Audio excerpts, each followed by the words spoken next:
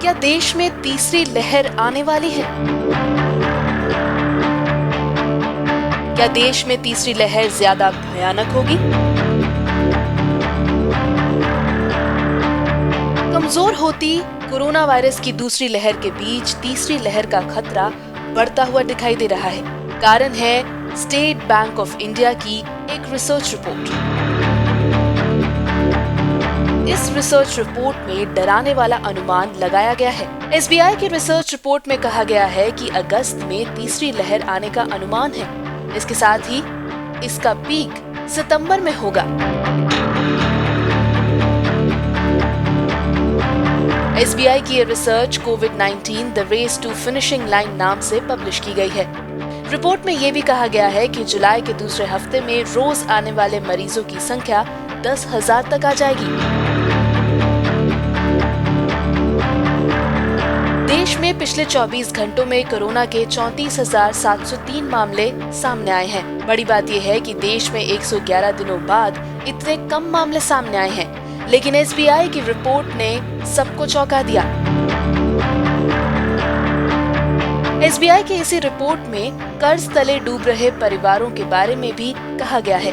Corona महामारी से जूझ रहे देशवासियों के सामने एक डराने वाली खबर आई है। एसबीआई रिसर्च की एक रिपोर्ट में खुलासा हुआ है कि भारत के परिवार कर्ज के बोझ तले दब रहे हैं। कोरोना महामारी का लोगों की आय और आर्थिक स्थिति पर बहुत बड़ा असर पड़ा है। इससे परिवार के स्तर पर कर्ज बढ़ रहा है। एसबीआई रिसर्च की रिपोर्ट कहती है कि फाइनेंशियल ईयर 2020-21 में परिवार पर कर्ज जीडीपी का 37.3% पहुंच गया है, जो कि पिछले वित्त वर्ष 2019-20 में 32.5% था। इस रिपोर्ट में ये भी कहा गया कि महामारी की दूसरी लहर की वजह से कर्ज का ये अनुपात चालू वित्त वर्ष में और बढ़ सकता है। रिपोर्ट के मुताबिक वित्त वर्ष 2017-18 से 4 साल में परिवारों पर कर्ज के स्तर में 7.20% की उछाल आई है।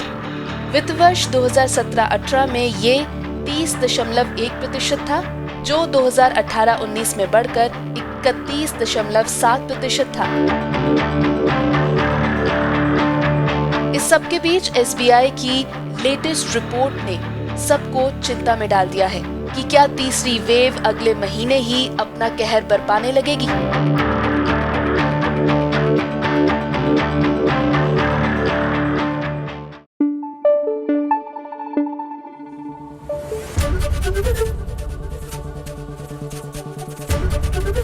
एबीपी न्यूज आपको रखे आगे।